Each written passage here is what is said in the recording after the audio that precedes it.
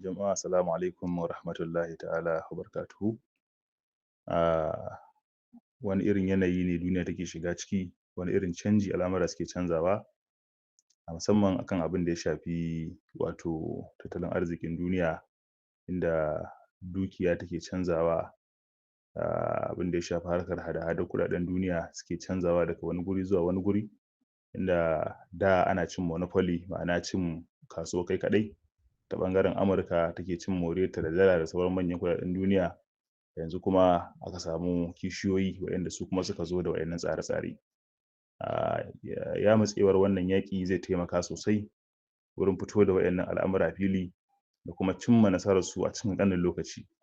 Ɗaya daga cikin abubuwan da ya sa a wani lokaci har nake kira ga gwamnatoci irin na su Nijar da su yi ƙoƙari su gaggauta al'amura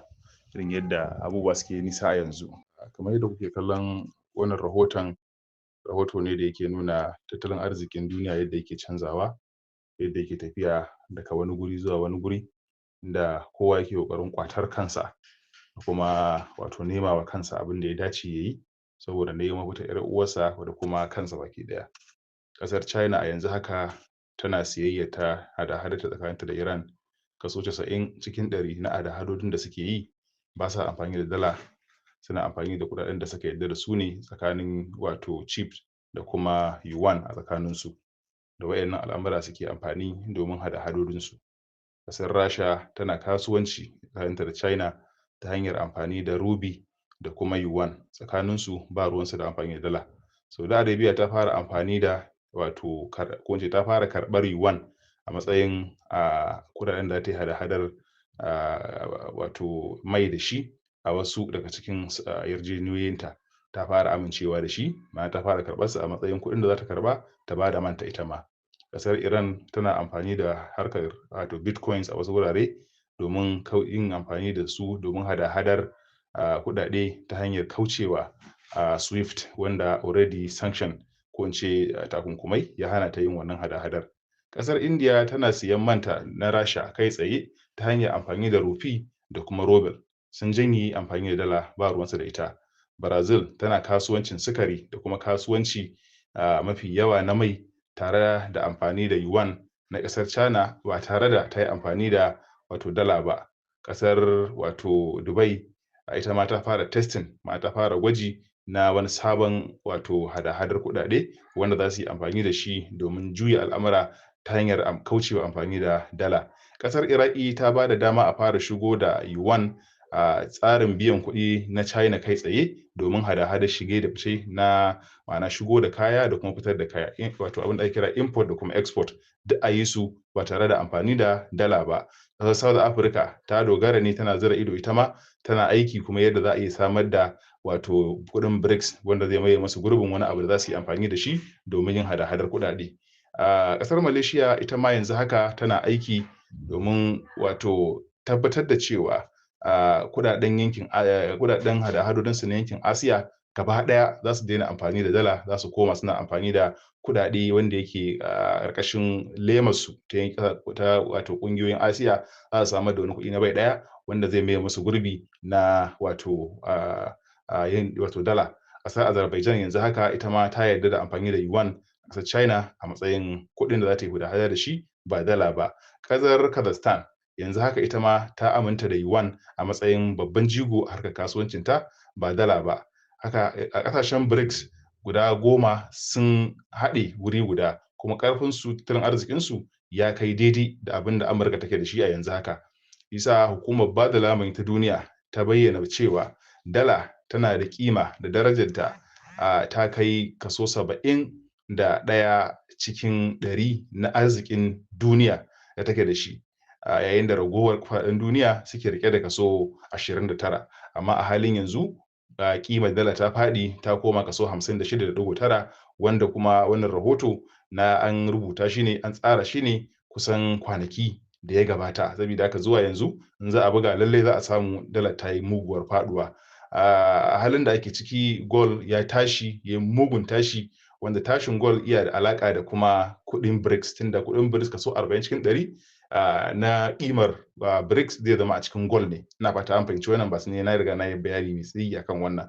ƙasashe da yawa yanzu haka ya rage ga nasu su fara canza manufarsu, su fara canza matsayarsu, saboda yaƙin da ake tsakanin Amerika da Iran ya sa mutane ƙasashe da yawa yanzu haka sun dukufa suna neman hanyar da za su wanzu ba tare da Amerika ba. Sabida haka a yanzu haka ƙasashe da yawa ana maganar kusan ƙasa sama da 50 suna ta tura request ga Rasha, wasu ga Iran, wasu ga China, wasu ga ƙasashe irin su Turkiya, kowanne yana karɓar ya za a yi ya tsira, ya za a yi ya rayu. Hatta Europe suna nan suna ƙoƙarin ya za a yi su rayu ba tare da Euro ba. Suna nan suna wannan yunƙurin, shi ne suke ta ƙoƙari ya za a yi su haɗe da kuɗin Turkiya, su za a yi zama cewa suna da wani kuɗi wanda zai zama ba Euro, domin sun san Euro zai rushe shi ma. Sabida haka abubuwa ana ta canje-canje. Mu ne dai ƙasashenmu na Afirka yasa wayanda suka farka irin su Niger da su Mali da su Burkina muke cewa tun a wancan lokaci, wancan satin da ya gabata nake cewa a ɗaga ƙafa a yi ƙoƙari a hanzarta abin da ake a hanzarta, domin na san wannan wutar za ta taso,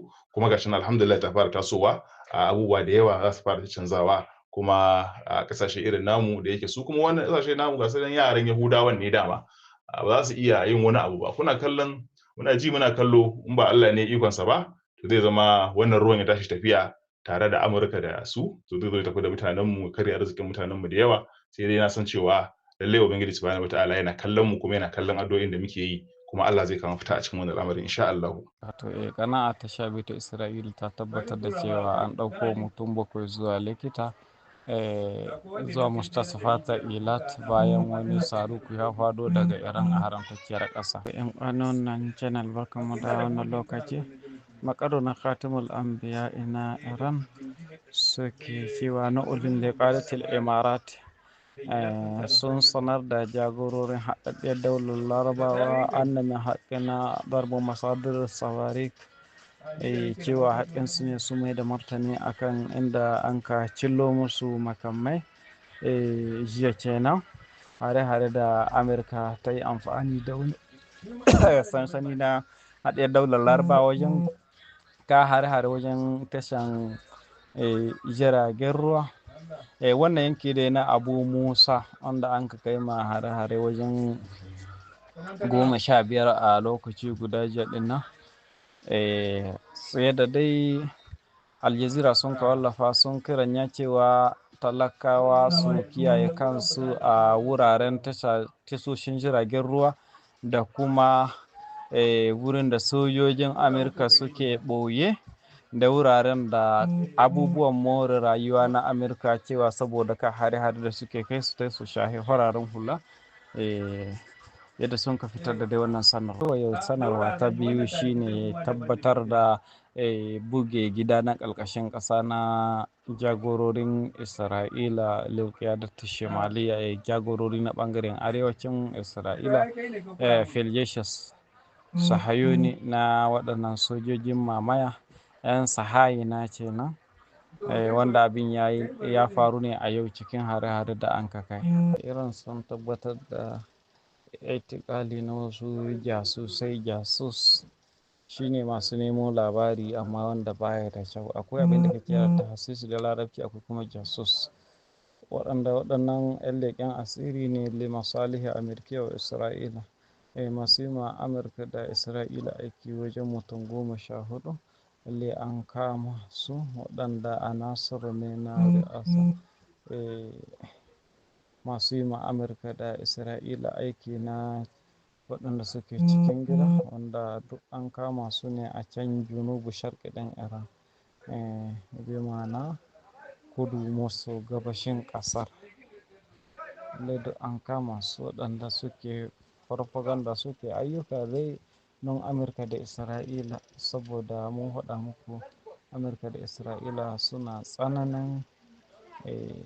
ba da kuɗaɗe in suna waɗannan miyagun ayyuka don su sai mutane su yi musu aiki, yadda za su amfani da wasu wurare da wasu mutane don kitsa makirci. Lokacin da Amurka take gayyato wasu ƙasashe su to su kama mata a buɗe wannan Madiƙi Hormuz ɗin nan, Wazirul Kharijiyya na Iran ya tabbatar da cewa Tehran saturaddu ala ayyi hujumi yastahdifu mansha'at at-taqa. Duk wani hari da an kai ko kuma wanda za a yi zuwa ga wuraren makamashi, saboda jiya kun san sojoji na wannan tsibirin Abu Musa sun fuskanci hare-hare mummuna daga Amurka, amma dai kuma Amurka ba su taɓi man ɗin Iran da kuma babbar tashar nasu da inda ake lodin su ɗin nan. Amma ya tabbatar da cewa duk wani hari da za a yi musu ma za su ɗauki mummunan martani, kuma ya ce wannan wuri sun rufe shi ne kawai ga maƙiya.